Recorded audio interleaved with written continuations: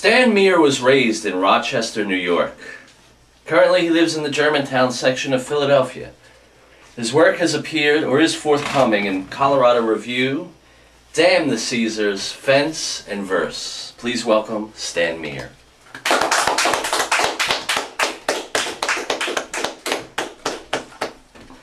Hi.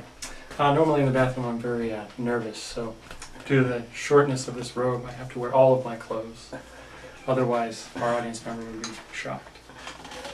The poems that we're going to read today are from a manuscript called The Rhino of Our Dreams, and it's a manuscript that I wrote over about a year and a half with the hopes of correcting my own errors. I'm not sure that it worked. None of the poems are individually titled, so I'll just pause briefly in between. Idle, fickle, no crowd commits to any truth beyond the one manifest before them. A bridge, a river skyline reflects in. To make place, one must place it in memory, so that each day it is there, present. Detritus alleviates responsibility, takes place away like paint poorly laid upon canvas. Order sets its own table, considers its dishes, makes memory enlist whole hock in the household's hives. Williams saw the mighty Passaic fall from memory. He built a book of history. Though partial, poetry made it whole. He took mud and brinksmanship into his heart, the way some take the Lord's host. Williams walked as we walk. He was fickle. Conviction is conviction. One acts not as one should, but as one does.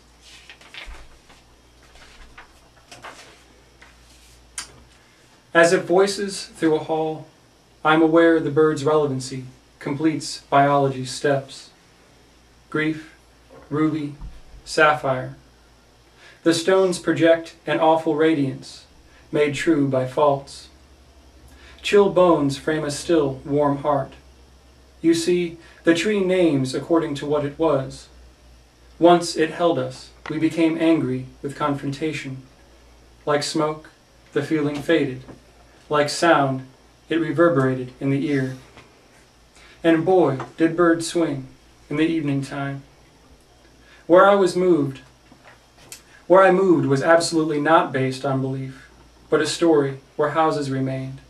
The dozen or so miles, my stomach swelled with seeds didn't last long enough for any of us. Light, I may have said, turned phlegmatic in the eye. Don't take this to rerun at night. Take it to run. Display the crystals in the body. Goliath, stricken with insomnia, puked blood because blood was blue, and made sense. Now sense can be made what it was. Grief. A lukewarm heart, surrounded by cold sinew, once used for string so that song could exist. Should a canary consider itself lucky, if it could still shadow against the branches relevant and not so boring in its flight? This next one is after a poem by Brian Kim Steffens. I borrow the first line from him. A jujube, a scar, a dandelion holds attention for the imagination. Piero Helixer wrote of a wound upon his hand he left unbandaged to give people more of himself. Most have less to give. They bandage for illusion. Soon midnight ticks, and all who are dead. If scarred, electricity hovers in that place, and they remain dead.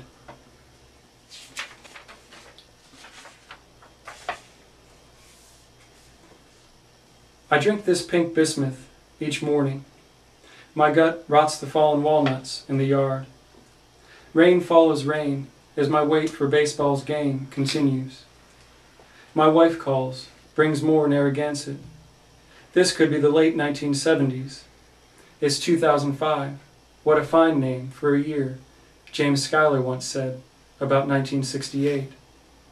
Caroline said Schuyler removes all cant from contemporary poetry. To me, she says, I can't stand those who dislike art. It takes shapes for things to fit. Try to stop comparing myself to others. Would money solve our problems? Pay our debts? So we'd have the rhino of our dreams? This is the last poem. This bench has ceased comfort in the sun. The tape rewinds the birds. An ant carrying a leaf crawls circuitously. I have folded my notebook due to wind. The tape rewinds Joe Chiaravalo, who died September 4th, 1988, while I turned 12. Girls told me my voice changed. The phone just rang. I'm headed to New York once again. All I think is certain slants of sunlight tell more false. The tape has rewound. What I haven't yet heard is who will take what I offer when I offer it. Will I fall on my knees then? Will I lift what is already lifted? What the tree said lifted into this poem? Good fortune rings but twice. A man sits across the park. The breeze across the park. The asshole walks across the park. The wind lifts my notebook pages. I imagine the light Californian. Should I listen to the tape or hold it to imagine what it says? I want to write a poem to my friends Andy and Jed. They don't love me anymore. I want them to know I will never stop giving. Someone told me so. It is Friday, November 4th. President Bush pushes his course in Latin America. I think it's time for the tape. Press play. Thanks.